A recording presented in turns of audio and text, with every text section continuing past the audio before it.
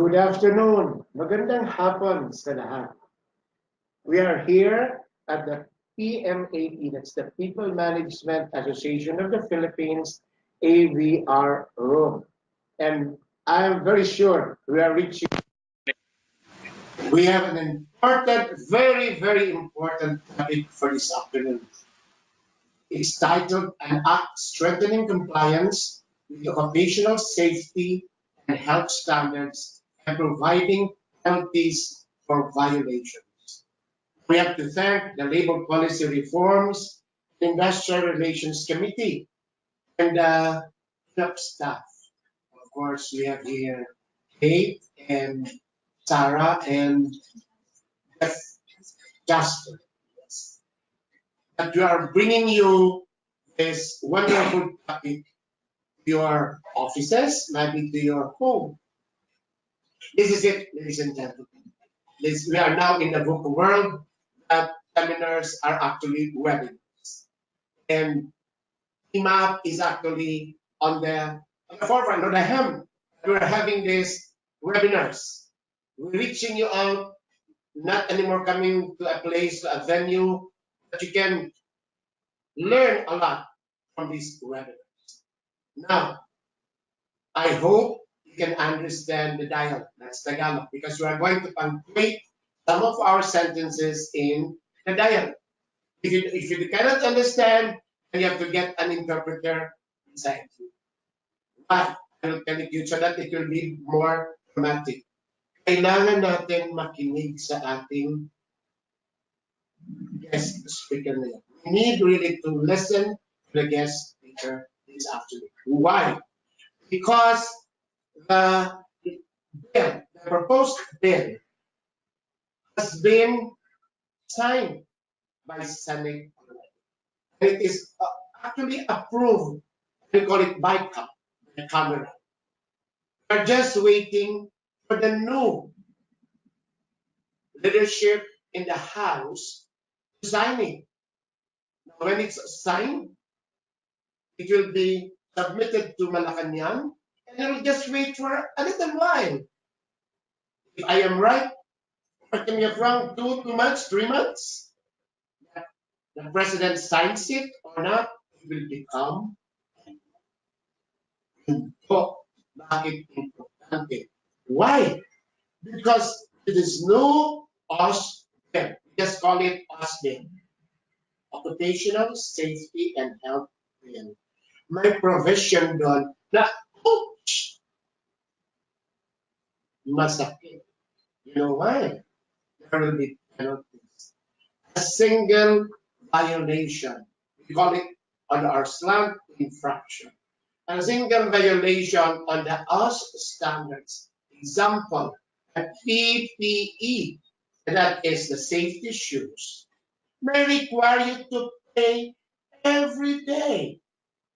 And I'm very sure our management. So, without much further ado, let us call let me introduce our speaker. He's actually the Chief of Policy and Program Development Division of the Bureau of Working Conditions. Actually, I'm very much involved in the secret. I am an HR and training consultant of the International Labor Organization, and I'm actually working on us and the labor inspectors. That's why I know this guy. And he is kababayan. We are both graduates of Aquinas University. Nakul, in philosophy in 1986. So, ang mga tanong dapat hindi philosophical. And then, Bachelor of Laws in 1994. Has been previously a wonderful speaker, invited speaker of IMAP. And again, he is with us this afternoon para malinawan tayo on this. And you know, actually, Sarah told me earlier, we would like to get your questions and then your suggestions. Kasi, secret natin ito dalawa, Mr. Attorney Board. Kasi, Nick na lang. Kasi, after it is done, all of us know, DOLE, will still come up with the IRR. So PMAP would like to know what are your opinion, your reflect opinion, or what are you violently opposed, or do you agree? So that when we are called again, and I'm very sure they will call us, the Labor Policy and Reforms and Industrial Relations Committee and the PMAP staff will have our voices. We'll have our stand for DOLE to hear the IRR. So, ladies and gentlemen, is going to give us a presentation this afternoon. Listen carefully to Mr. Nicanor V. Thank you very much, Sir Jesse, for the very kind introduction. So, as mentioned a while ago, this is almost done. So, we only need, it's a formality for the signature of the president. The soonest we will be called it now as an Oslo, Occupational Safety and Health Law. So, today I will be sharing with you the salient features of this law. So as the title states, it's an act strengthening the compliance with the occupational safety and health and providing penalties thereof. Yun po ang ating dapat na i-emphasize. Meron na po ngayong ngipin. So magbibigay po ito ng ngipin doon po sa mga violations sa OSCE standards. So we will have now penalties. That's the most important that I would like to emphasize. So basically po, this bill, this OSCE bill, is comprised of 7 chapters. Yan lang po, para as a background there, an outline. Yung first chapter po nito pertains to the Declaration of Policy. So maya-maya po yan ay i-discuss ko one by one ito. Chapter 2 deals with general provisions like coverage as well as the definition of terms. The third part, chapter 3, speaks of the duties and rights of all the stakeholders, the employers, the workers, and other persons involved in the occupational safety and health. The fourth chapter talks of covered workplaces. Okay? And the chapter 5 would pertain to the liability, the joint and solidary liability. And chapter 6, of course, talks of enforcement of the occupational safety and health standards. Okay? This would pertain to the role of DOLE. And lastly, of course, miscellaneous provisions. Okay? So that's the outline of this OSCE bill. Now, we go with the specifics. Okay. Now, with respect to the Declaration of Policy, as we all know, this is part normally of a constitutional mandate. So it simply states what the Constitution provides, like that the state shall affirm labor as a primary social economic force, and that a safe and health workforce is an integral aspect of human building. And of course, why we are emphasizing this this law, why we are coming up with this law, is of course to ensure the safe and healthful workplace. Of course, for all working people, we would like to fully afford them full protection against hazards in their workplaces and work sites. So what else does the Declaration of Policy provides? So it provides the other state policies that ensuring that the provisions of the labor code will be implemented, okay, enforced. Of course, relating to that is, of course, we don't want injuries, sickness, or death sa ating mga workers. So we are also promoting strict but dynamic, inclusive, and gender-sensitive measures in the formulation of policies and programs related to occupational safety and health. Now we go to chapter 2, which is on coverage. So who are covered by this law, this bill? So this law, this bill, OSCE bill, will of course cover everything, all establishments, projects, sites. And we emphasize here including ego-zone. So because that's a contentious issues prior to this, they are always are issues. So we specifically now mention here that it would include the Philippine Economic Zone Authority. They are not independent. They are covered by our labor code provisions. And of course, all other places where work is being undertaken. And of course, the exception is public sector. We only cater, this law only caters to the private sector. There is separate law that will govern the public sector or the government. Okay? So of course, under this coverage, the Secretary of Labor is empowered to issue the appropriate standards in occupational safety and health based on these are the consideration number of employees, nature of operations, and of course the risk involved. So these are the three major bases for this. Now we go to definition of terms.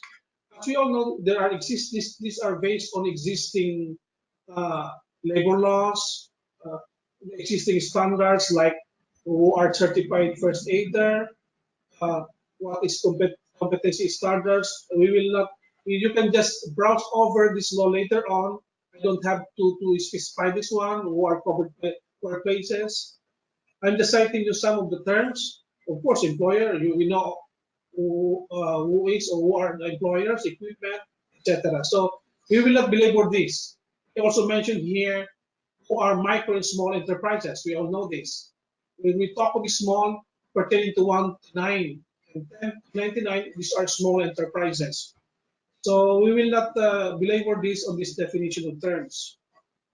We can later on look into this. Okay, now we go to chapter 3. What are the duties of the employers, the workers, and other persons? So this is all encompassing all other persons.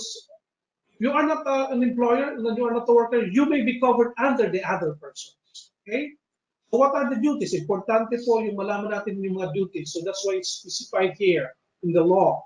So first are the duties of employer. Every employer, contractor, or subcontractor. So we do not only emphasize the employer, we also emphasize here the contractor or subcontractors. We all know that. That's an issue.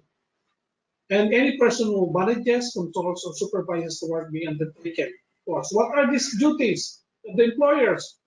You are, under this law, required to furnish your workers a place of employment free from hazards that are causing or likely to cause death, illness, or physical harm to the workers. These are basic, of course. We don't want our workers to be injured, die in the workplaces. We cannot be compromised. We cannot compromise the lives and limbs of our workers.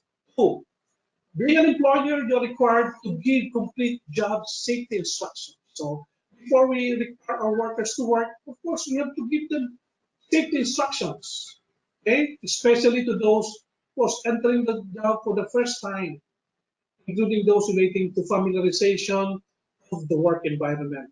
Third, as employers, you are required to inform your workers of the hazards associated with the work, health risks involved or to which they are exposed to, preventive measures to eliminate or minimize the risk, and steps to be taken in case of emergency.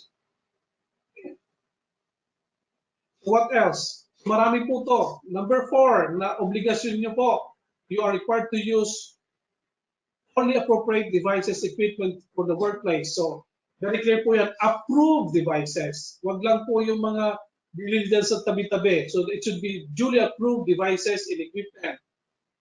What else? As employer, you're also required to comply with the occupational safety and health standards, including training your workers, providing medical examination where necessary, provision of PPE, protection and safety devices, and machine guards. Alam po natin yan. What else? You're also required to allow your workers and their safety and health representatives to participate actively in the process of organizing. So that's it. They should have an active participation in the planning, implementing, evaluating the program to improve the safety and health in the workplace. And number 7, you are required to provide, where necessary, for measures to deal with emergencies and accidents, including, of course, the first aid arrangement. Now we now also go to the duties of the workers. Kung may ano po obligasyon ng mga employers, now we go to the workers. Ano po mga obligasyon nila? Yung mga worker niyo po ay kailangan mag-participate to ensure compliance with the standards. So, yan. Dual po yan. Shared po yan. Workers shall make a proper use of all safeguards in safety devices. Alam naman natin na may mga matitigas ang ulong, mga worker. Diba? So, they had to do it because for their own protection. Yung pinupurnish yung mga PPEs, dapat ginagamit yan. And they shall observe instruction to prevent accidents or imminent danger situation in the workplace.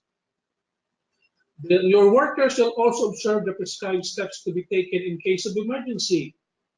The worker shall report to your supervisor any work hazard that may be discovered in the workplace para po ma-prevent an accident.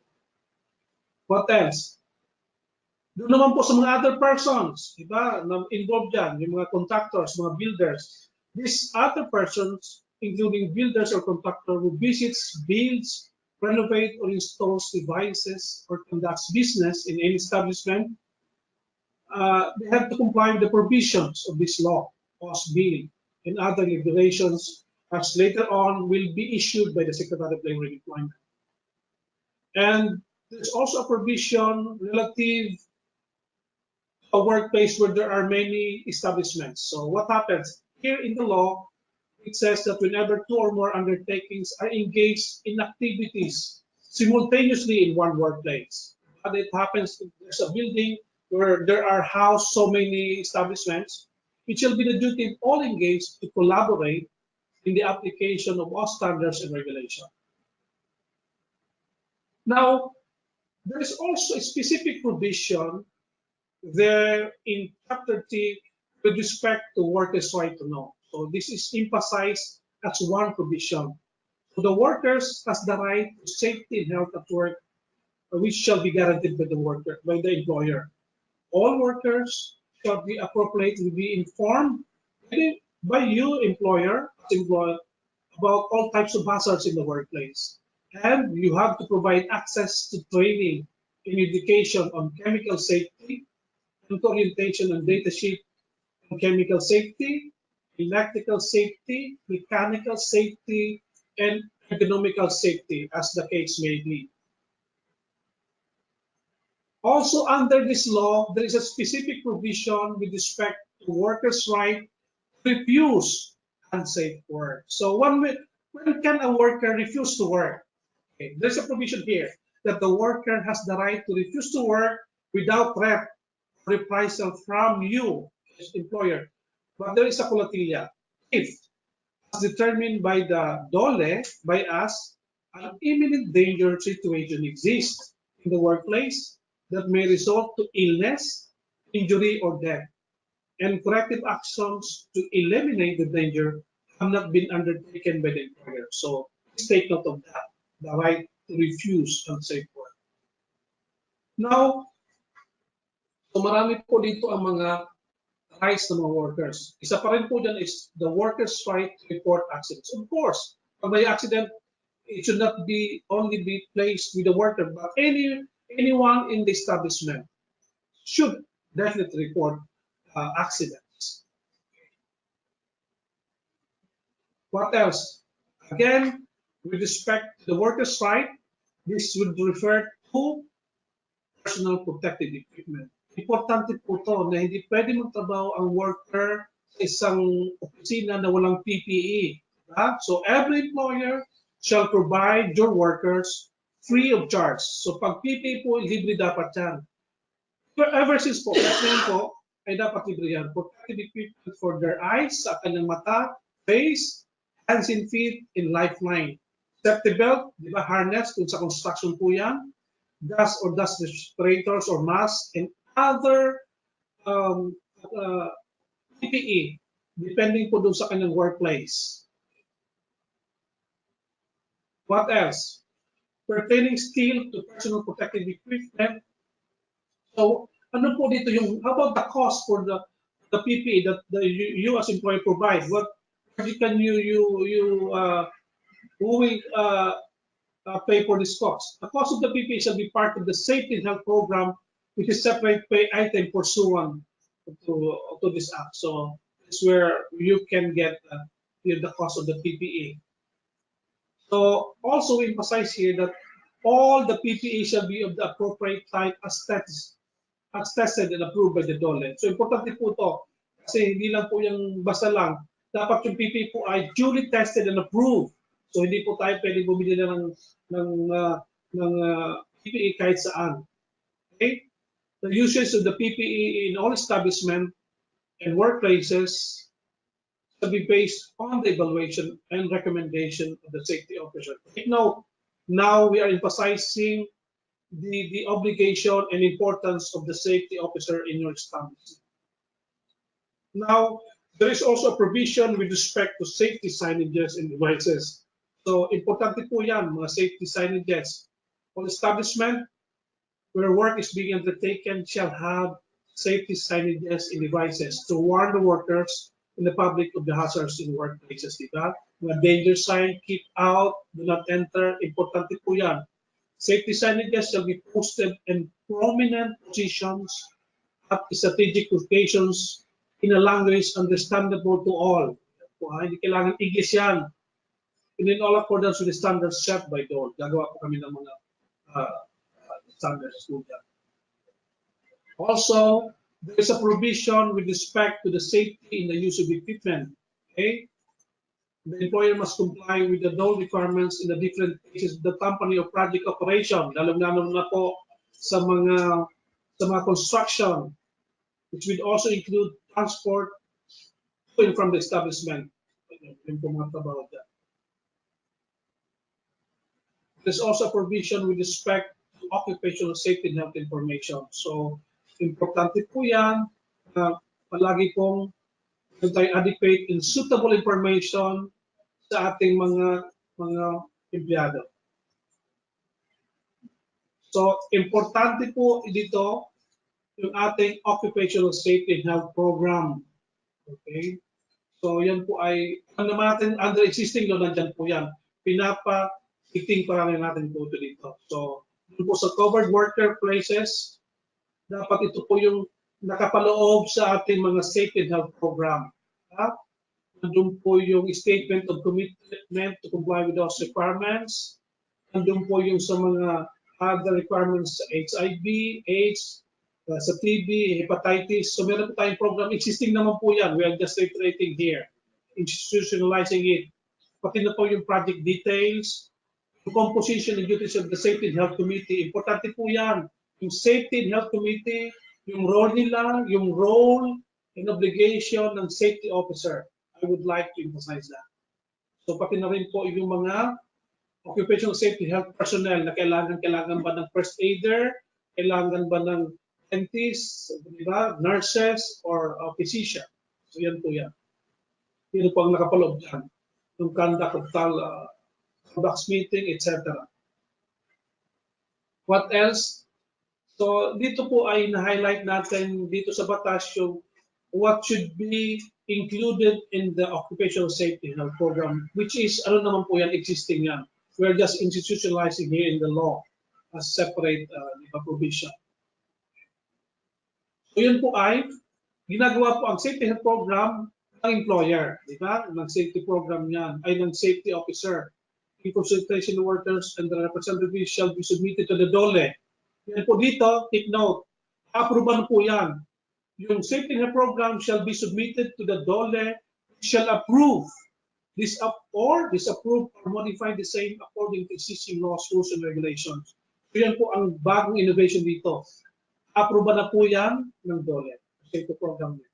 Nagawa kami ng rules on that. And sa Safety and Health Committee, these are just reiteration of the existing regulations natin. What is the composition of the Safety and Health Committee? Dapat nandyan po yung employer or its representative as chairperson. Dapat kasama yung safety officer, importante po yan. Siya po ang general na nag-monitor po ng safety ng company. Nandiyan rin po yung safety officer ng contractor o subcontractor, kung meron man po yan. Of course, nandiyan po yan sa committee yung mga required na health personnel like physician, nurse yan, certified first aider or dentist as applicable. Nandiyan din po kasama rin ang workers rep, which will come from the union if the workers are organized or from the workers themselves. Ano po ang ginagawa ng committee? Alam niyo na po yan, di ba? Sila po ang nagpaplano, nag-develop, nag-oversee, and nag-monitor ng implementation ng safety health program.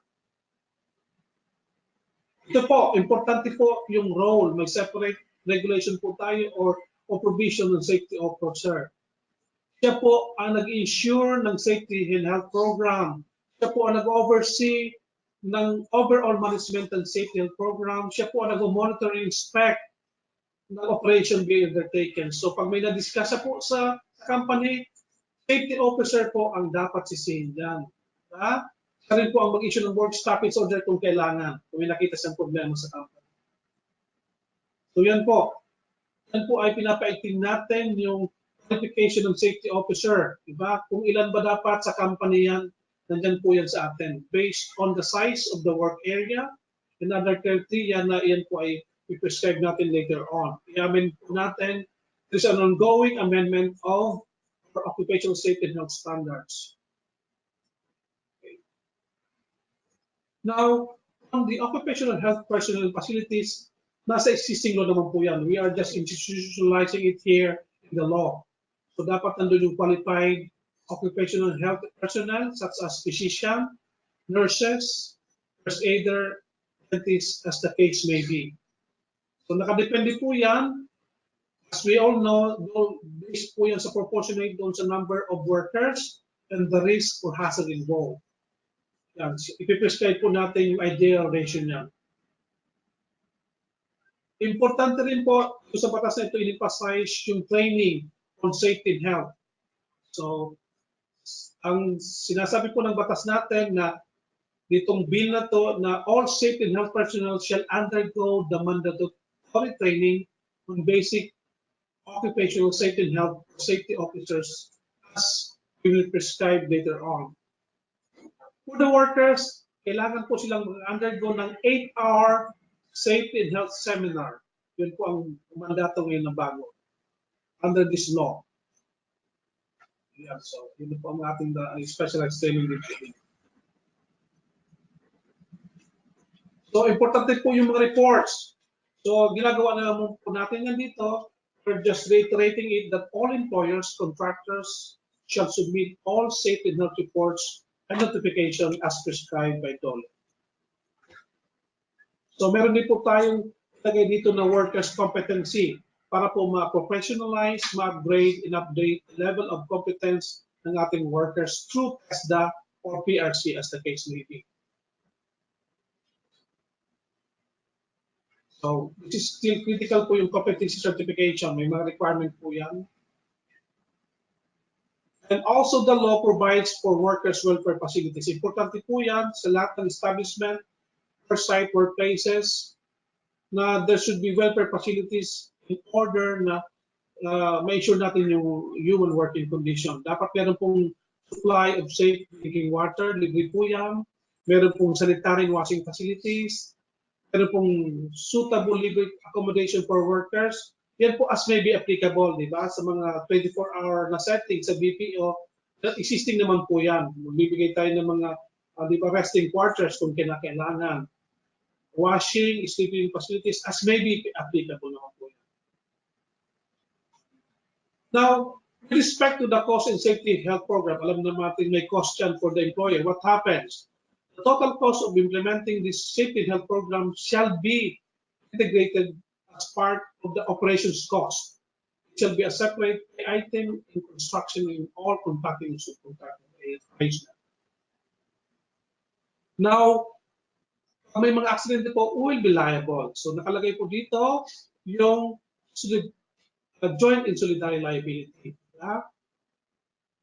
Sabi dito, the employer, the project owner, the contractor, subcontractor, and any person who manages, controls, or supervises the work being undertaken shall be jointly and solidarily liable. So pareho po sila liable na.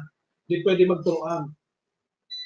Now, there's also a specific provision on Chapter 6, as I mentioned a while ago, with respect to the role of the department. So we are reiterating here the so-called visitorial power of the Secretary of Labor under 128 of the Labor Code. Alam naman natin po yan, di ba?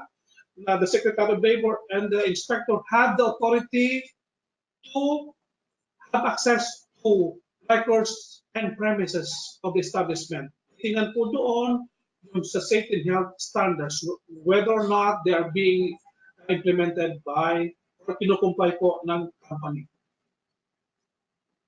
Okay, so yan po. Can enter the workplaces anytime of day or night where work is being undertaken. So as part ng kanila pong, aming pong mandate is we can look into the records and we can investigate any fact, condition, or matters determine your compliance with this law. Yan. So, in-emphasize din natin dito na ang aming pong visitorial power ay hindi po pwedeng ay i-delay or otherwise render ineffective ng sino man. Kahit po ang court, hindi po tayo pwedeng ipatigil na. So, yun po, part ng power of the Secretary of Labor, pwede po siya mag-issue ng work stoppage order.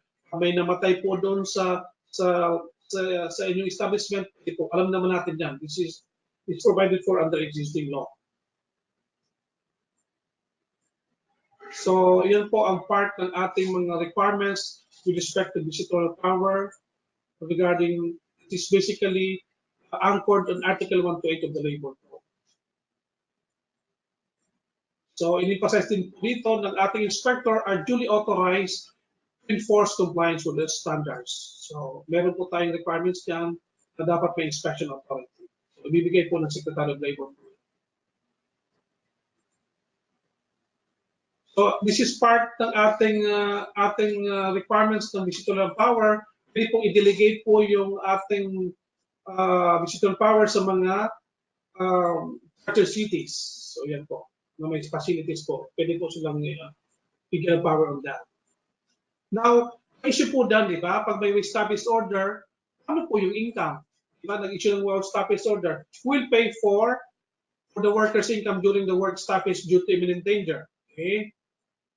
Pag yan po ay kasalanan ng employer, alam naman natin, violations of fault, under the law, under this bill, the employer shall pay the affected workers their wages during the period of such stoppage of work or suspension of operation. So yan po yan. So yan po, delegation of authority, pwede po gawin po ng Secretary of Labor, depende po sa kanyang discretion. So yun po, after this standard setting, alam naman natin na mention po na Sir Jesse na later on, if this becomes a law, napirman po ito, gagawa po kayo ng mga IR. This is part of the standard setting power of the Secretary of Labor. We will explain or elaborate doon sa IRR and later on yung revised OSC standards, anong ibig sabihin yung mga requirements po dito ng batas.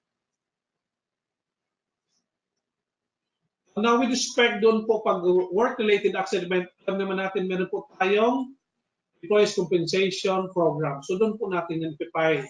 A worker may file claims for compensation benefit arising out of work-related disability.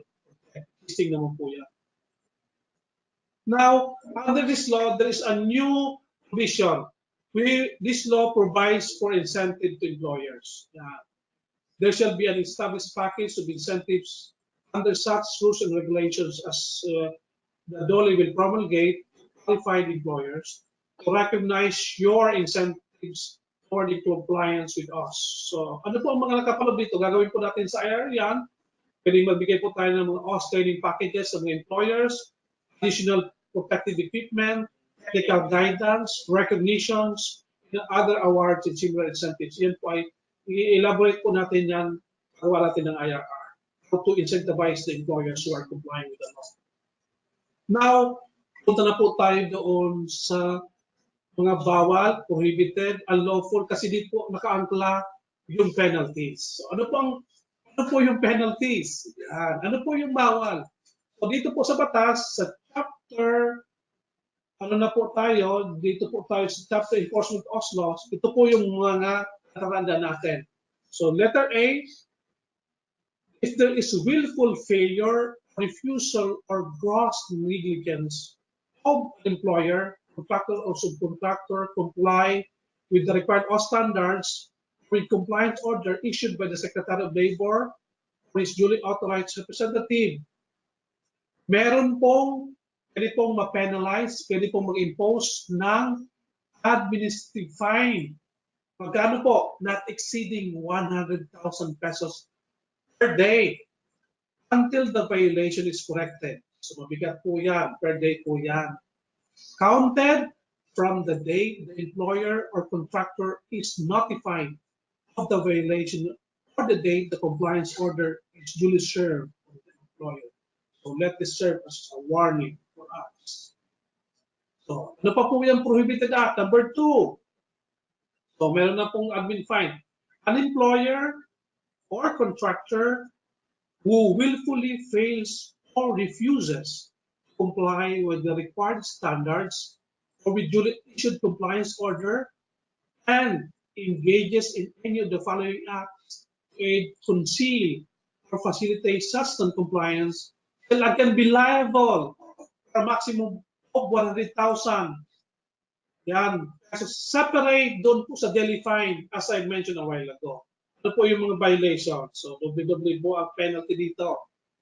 Ano po? Una, repeated obstruction, delay, or refusal to provide the DOLE or any of its representative access to the covered workplace, or refusal to allow access to relevant records, documents, or obstruct the conduct of investigation. Di ba? Hindi pa papasok. So yan po ay another violation.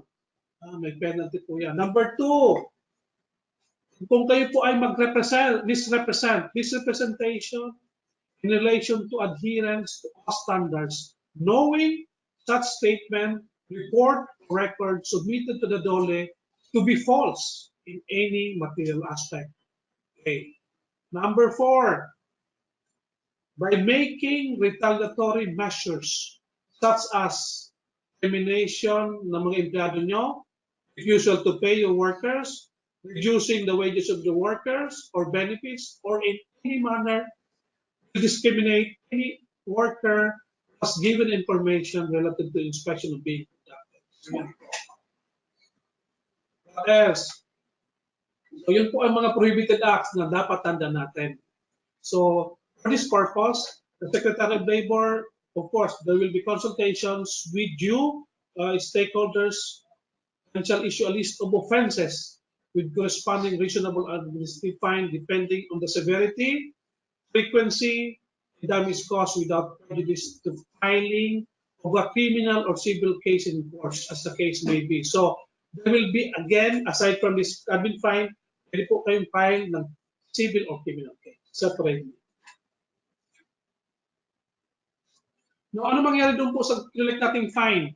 So this fine collected from you shall be used for the operation ng safety and health initiatives ng DOLE, including training and education programs namin. So again, other provisions sa miscellaneous na po to. So ina-update po natin in yung ating system, yung management information system para po tayo ay nag-level up na rin po tayo, computerized na po, hindi na po yung manual. So we are improving this one, real-time data on compliances. And now, paano po yung maliliit?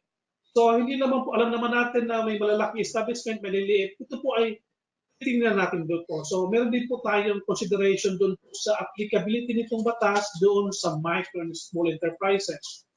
So sa MSE, the DOLE shall develop an OS for compliance standards to ensure safety and health. So meron pong separate na medyo hindi naman po ganun ka-stringent natin for compliance standards po sa kanila. Tutulungan natin sila mga-comply. The MSE shall be required to implement housekeeping, material handling and storage, electrical and mechanical safety, chemical safety, emergency preparedness, and hazards regularly. So tutulungan po natin sila. Of course, importante po yung coordination. So may provision po dito yung tinatawag na Inter-Governmental Coordination Cooperation. Alam naman natin, inspection, hindi lang po dole yan. Nandiyan po yung, di ba, government, nandiyan yung PESA, nandiyan po yung DNR, meron po, nandiyan po yung DPWH, DTI. So marami po yan, arena and everything. So kailangan po, may mechanism po dyan for coordination ng lahat ng mga government agencies involved. Para po, ano tayo, di ba, joint po yan. Hindi naman po napipirisyo yung ating mga employers, ang ating establishment. So we will do that, coordinating effort and cooperation between and among government is involved in the enforcement of laws. And so mag-meeting po pala sila, mag-convene para pag-usapan po yan.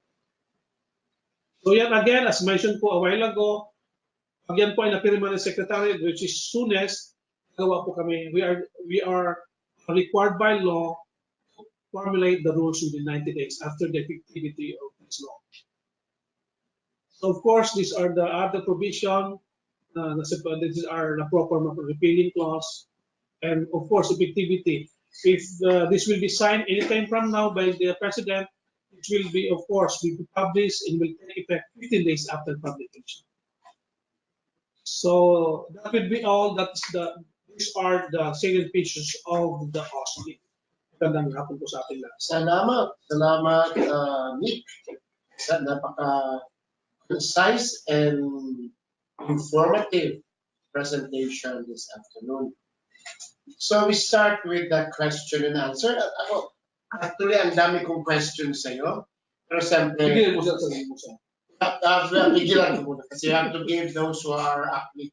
How many, Kate, can you tell me, how many are with us this afternoon? 106. Ang dami. Salamat po sa pakikinig. Oo, salamat sa pakikinig. So, you know, with that 106, 6 are IMAP members, di ba? IMAP members. You can inform others. You can inform your group, your pagkadaan about this. Bulong-bulong na, chismis, no? So, the first question is, I don't know kung kanino ito galing, but you know who you are. We have PPEs being implemented on site.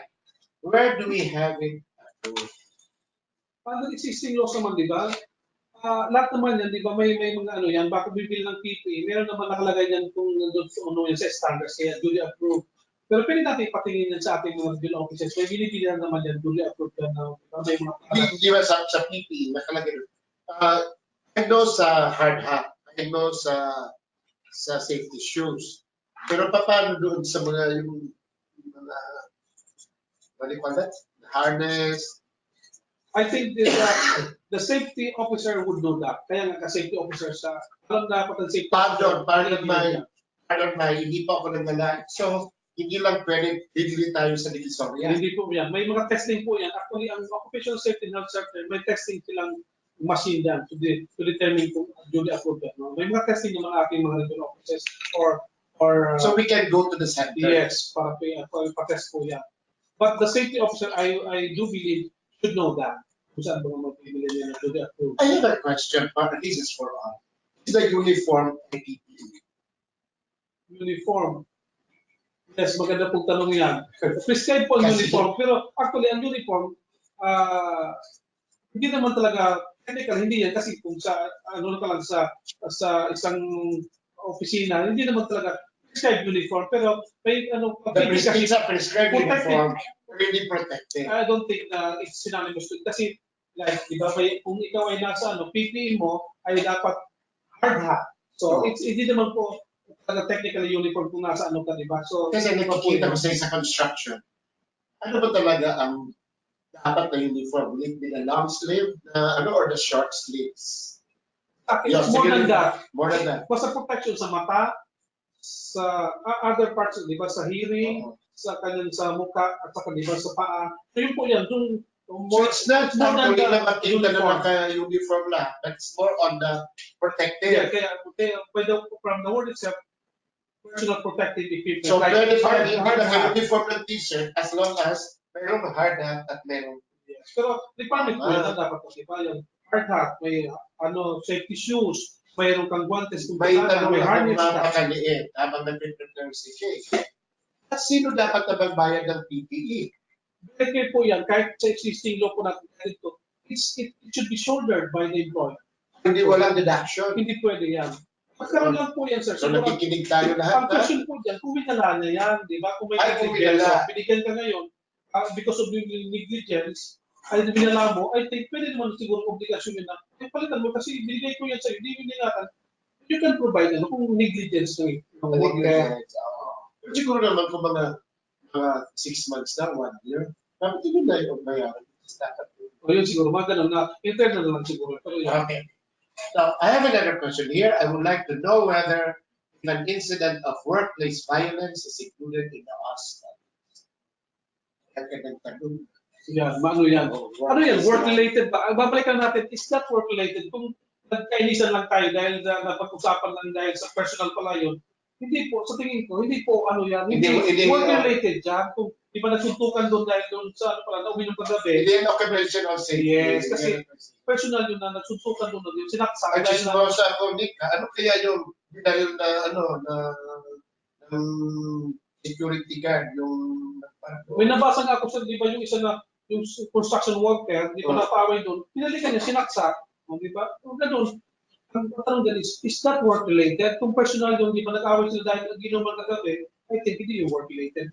It can be covered by other provision of the labor criminal case yun, di ba? Kasunod, yes, criminal na po yun kasi personal po yan, di ba? Kung na-injured siya, it's not work related, I think. We have another question. Yeah, that's the one that was already answered. Yes, mas maganda ito, mahaba. For the PPEs, does DOLE PWC keep an easily accessible online list of accredited supplier and a list of brands, models of PPEs that have passed the test of National Testing Center? The PWC has a list before, but you will have to go to their office to see it or ask them for you to copy over them. Yan yung pala po siya, meron pa tayong National Testing Center. So, kasi ano naman, pupunta ba sa PWC? no need. That's the call away naman. With the onset na meron naman tayong mga chatting, di ba? May Facebook naman. So, hindi na kailangan pumunta doon sa tingin ko. Just email, call, whatever, text. Hindi naman po tayo. But you know, Mr. Lee, ang nakikita ko, that's good for those near Manila. How about if we have here a PMAP member from Cebu, Ormo, CDO, meron bang available na? Yes po, kasi may mga branches naman po, may mga regional offices tayo. Yung call center, meron na pong satellite offices sa Cagayan de Oro. So, it's all over the place. No, I mean where you can get the PPE. no PPE.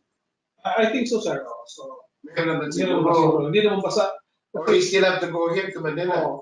Look out po yun ng Safety and Health Committee. Bakit pa mag-ano? Of course, pwede ka na dyan, di ba? I think naman dapat, yan po kaya nga po meron tayong Safety and Health Program, na bago ka mag-ano, dapat kumpleto ka na doon, bumili ka na, sir, di ba? May kaya nga tayo, may Safety and Health Committee, pinag-uusapan niya, hindi naman po yan na, ngayon ka lang, bakit ngayon mo lang nakita, hindi ka nagplano? While waiting for the next question, I have this, sa akin. Kasi everybody, we go to the usual, which is the protected equipment. I noticed you are now keen on other areas, just like say, chemical. Paano ang isang ordinary, say, tuna, baka pag may magpunta rito, sabi, you are violating a chemical standard.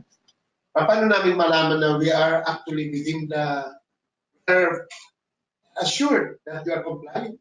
Yan, dapat kasi, maganda ang company, look out na naman po yan. Palagi po babalik yan kasi dapat may safety net program, may safety net committee, may safety officer. Look out dapat yan ng safety officer. So kung hindi man, you can request from the DOL offices yung conduct of work. Yun, what is WEM? Kasi hindi yan alam. Work improvement measurement. Pina-measure yan yung mga, di ba, sa mga... Work, di ba, hindi WEM, WEM.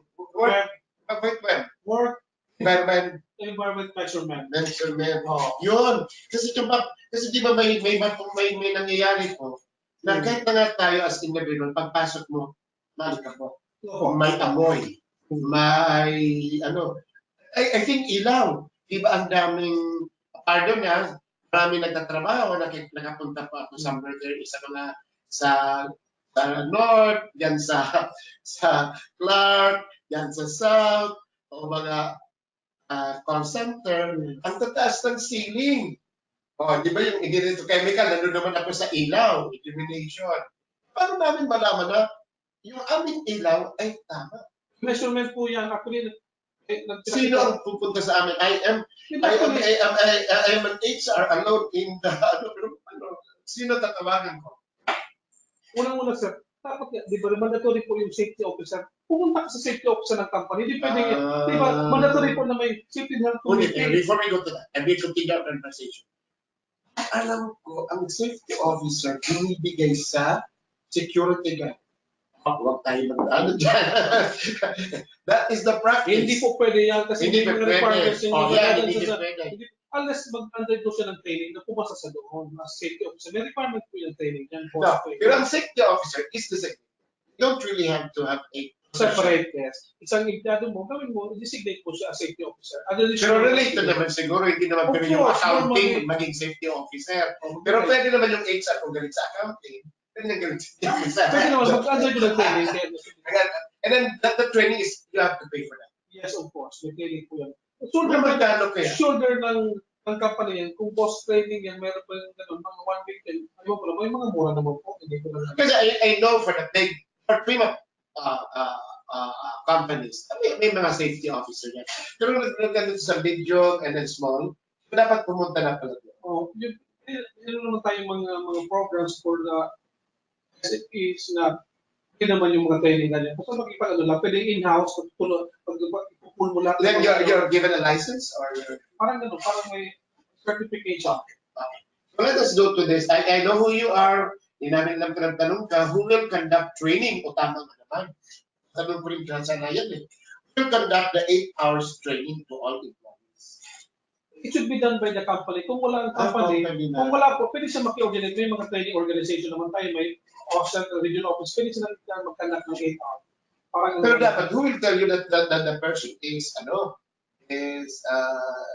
legit or is competent enough to give the 8-hour training? Dapat may meron. Pwede po yan sa central, they are offering a one-day training or sa regional office, pwede sila and sa akin, dapat I have to take the boss so that I can train it. So, i-ano natin po yan, i-ano natin sa IRR. So, titingnan natin sa IRR. Kaya nga, we need to know your opinions now kasi this is the law, but we still have to come up with the IRR, and I'm very sure PMAP will be very much engaged with this. What if we have already given all necessary safety equipment, but the worker did not wear the safety gear properly?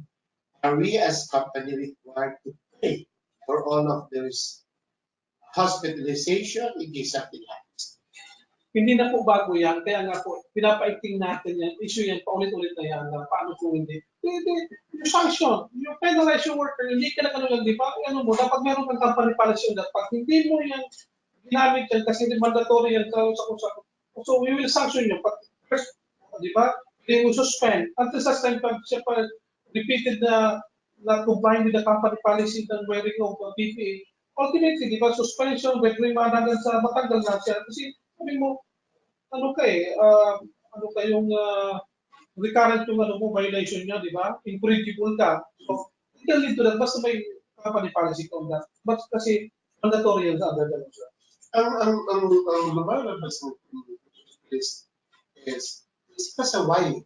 Kasi imagine the time that the labor inspector comes, there's actually one who's a pasaway, and the fact that is actually not following the rules, ano magagawa natin? Kasi pag dating po ng ganito, di ba? Pag may aksidente, hindi naman sabihin na ang sisigan palagi sa employer. Hindi mo na, ibinigyan namin yan. So, it has to be proven. So, ebidensya rin yan. Pero mahirap po yan. Palagi yan at the end of the day, pag may aksidente yan, hindi mo pwede sabihin na sinabihan ko naman yan. Pero ano bang ginawa ng safety officer? So that means, on your toes talaga yung safety officer. Yes, safety officer. Everybody. I-blame yan. Pero everybody should be mindful that one is not actively following. Kasi kung di ba, hindi naka-hard siya, inalis siya, hindi mo, ialisin mo sa trabaho kasi hindi pwede ka magdalo din ng trabaho. So, look out talaga yun na, okay, ito, matigas ang ulo mo, I have been warning you, so hindi ka pwede tayo kasi aksidente yan. So, pwede mo gawin yan, isanction mo siya, isuspend. Kasi, obligasyon mo yan. Now, already, can you go to the hazardous? Kasi I used to work in a company before, I will not mention it. May mga tao talaga, pagpasok ng kamay, sino ba po po? Tapos ang reason may oras, inaantok. Yun po. Kaya nga po, Ano, is that part of, iba hazardous yung work? pinitingnan natin sa aspeto na, bakit inaantok yan? Bakit kasi, kung sa construction, 12 hours siya, 14 hours. Kaya You know what, natin yun, I'm leading into that. it can lead to that. Kasi inaantok, di ba? Kasi kung 8 hours lang siya sa construction, we do not allow for long working hours kasi hindi na yung normal ano niya, reflexes niya sir. So kailangan talaga, kumumpa at kamoy ng 14 hours yan, prone to accident yan. Kaya sa construction, 8 hours lang yan mga hazardous work. We do not encourage for long working hours in hazardous work. Kasi magkaka-accident. Yes, because hindi ka na reflexes mo. Kasi di ba, normal, normal hours of work, 8 hours. Pag exceed ka na, hindi ka na normal yung ano mo. Yung mga panugo, yes. Okay, we have another one coming in from our more than 100 webinar participants.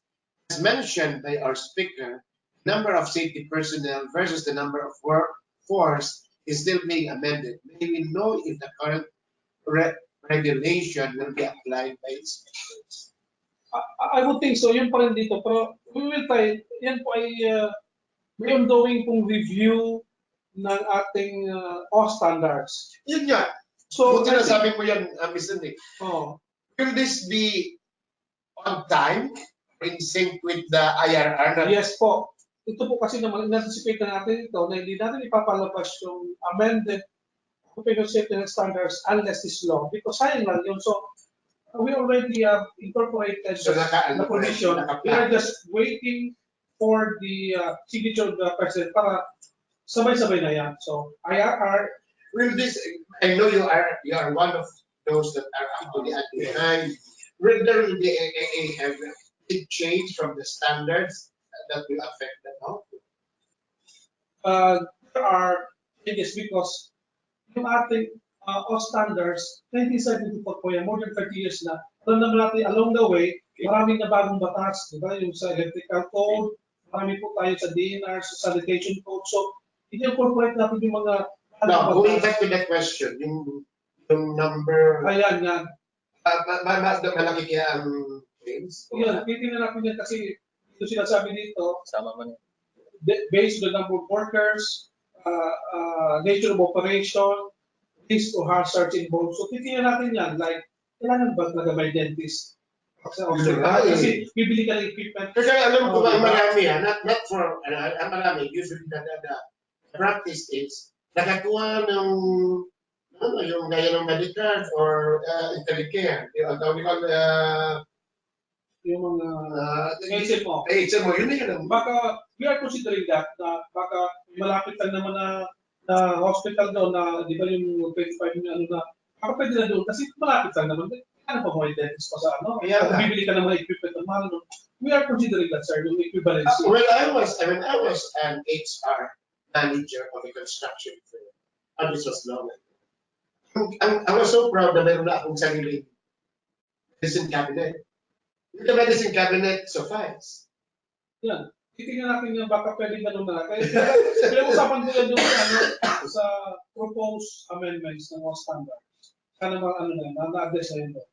Okay. But you know, while waiting for Kate, may nasabi ka na, approvals of programs na yun, Yes. dapat sa iyo na. Yes.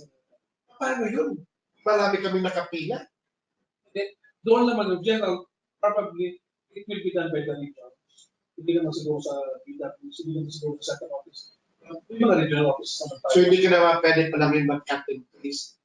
Pati na. Pero, may mga ano naman yan po, may mga template na siguro. Hindi naman natin tayo rapat. Tutulungan natin po.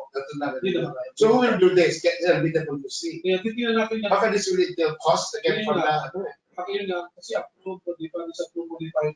Titignan natin kung regional offices pa yan. Wala pa po kami Daming gagawin ng HR. With that, safety officers. Yes, safety officer. Okay, here's the question. There were parts in the speaker's PowerPoint where it says, as applicable, example, the comfort room, the question is who will be fined? The owner of the building or the tenants of the building? Look at that question. I like that. No. I like that. Diba, you are renting in a building and I found out na ang domain ng comfort room. So it's unsanitary, it's ano, sino mapafine? Okay naman hindi comfort room, siguro yung electrical. Kaya nakita na electrical ang ginagamit, ano, sino ang mapafine? The owner of the building or the tenant? Di ba sa na-mention ko kanina yung joint and solidary liability? Yes, joint. Pareho sila kasi hindi pwede ka magturuan. Pareho kayo i-engage. Para na kayo mag-alamag na. Joint and solidary. Joint. So the answer is joint and solidary. So para ma'am, ang point ko, maglilinis ako ng ano. Oo, nagtulungan kayo dalawa, mag-coordinate kayo. Yung magpunaan kayo dalawa, bakit yan, di ba? Naalala ko tuloy yung SM, yan ba yun? Sabi mo yung small and medium? I have a small bakery in Malibay. At sabi ko medyo, ako nagsabi, medyo tag-ulan, medyo hindi na maganda ang electrical. Sabi ng may-ari, ikaw ang joint and solidary. Okay, another question. We belong to a hospital industry. Wow, good afternoon po. We have regular employees handling housekeeping and healthcare wastes. Are we obliged to provide hazard pay to them? Okay. Oh, that's a good question. Thank you for that question po.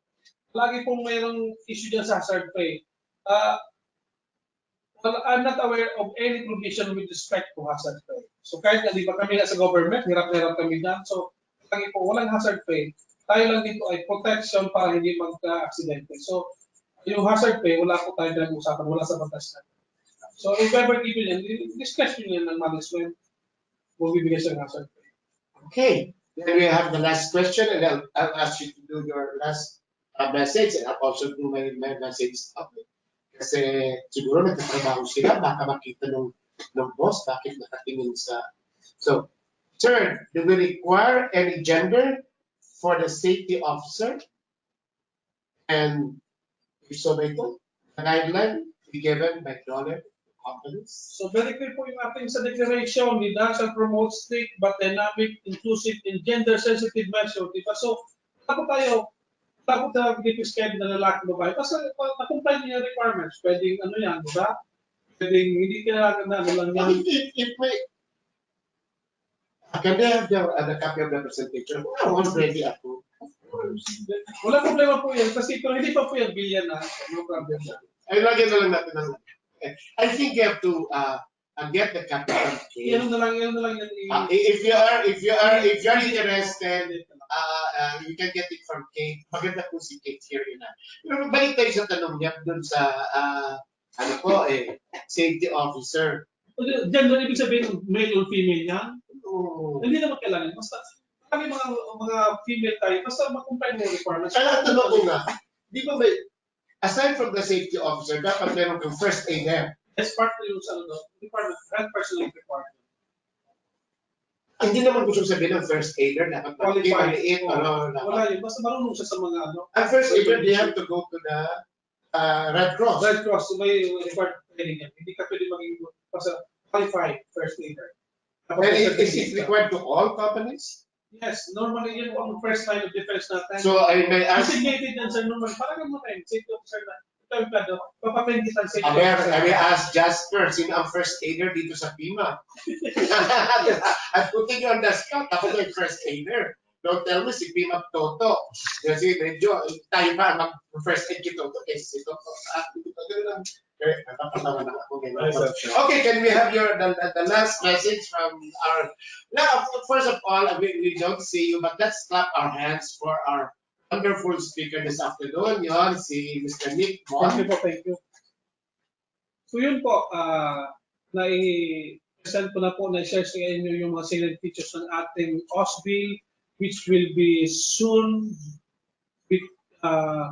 become a law. So sana po ay naibahagi ko naman po yung dapat yung malaman dito, especially din po sa inyong as a penalties. So we hope that I was able to impart knowledge for you regarding this law. Salamat po.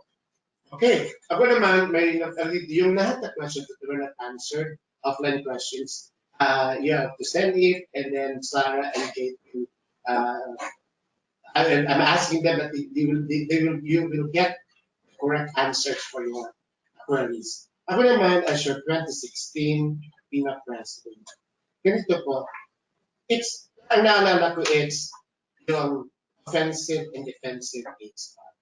Defensive, it's compliance. Offensive, it's we have to keep our employees. Diba? We invited them to be with us, including you, including me. So dapat we have to assure that they are actually in a safe place. Alam mo naman ang lahat ng lugar that's hazardous, you may not know it, including even what we eat, including what we are eating. It's part of health, diba?